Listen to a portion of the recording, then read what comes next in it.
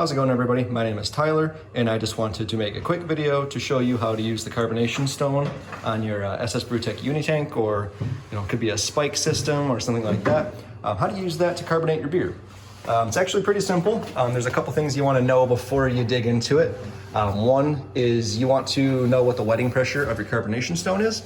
Actually, I'm not going to cover it in this video, but I did make a video on that already. If you click the card, a little notation on the upper right hand corner, it'll take you to that. Check it out if you haven't. It'll be very helpful for this. The second thing you want to be aware of is what the pressure of your tank is. I've already started carbonating this beer, so my tank is under pressure. Before you even attempt to open this valve, even if your beer is at 0 to 1 psi, make sure you have some sort of positive pressure coming through your CO2 lines. Otherwise, you run the risk of pushing beer out of your carb stone in through your lines. Makes a big mess, can contaminate future batches, so make sure you're covering that base.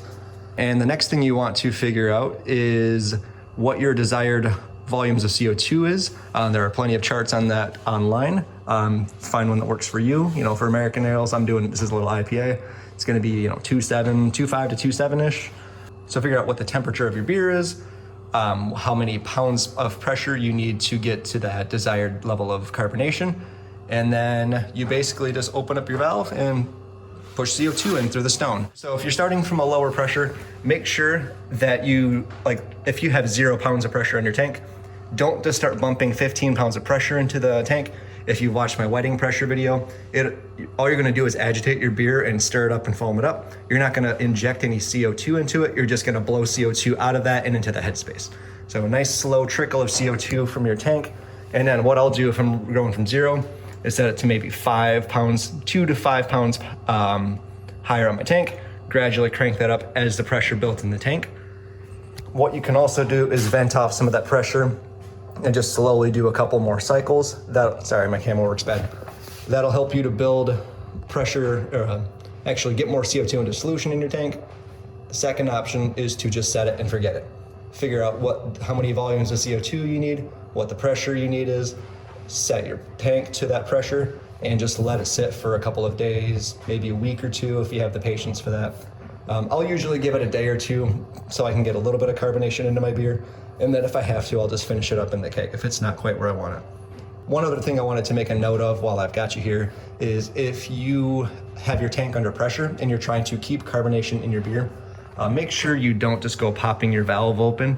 It's just like if you were to shake up a can of beer or something like that, and you go to crack it open right away, all that CO2 is gonna wanna gush out and it'll foam up. The same thing's gonna happen inside of your unitank.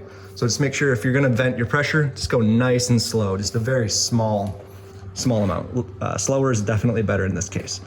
One other thing is if somehow you find that you've overcarbonated your beer, one useful trick is you can actually, contrary to what I just told you, you can actually blow CO2 through your beer really aggressively. Let's say drop your tank down to maybe 5 or 10 psi, set your regulator to 15 on your CO2 tank, and then just basically bubble all that CO2 out of solution and then keep venting your tank.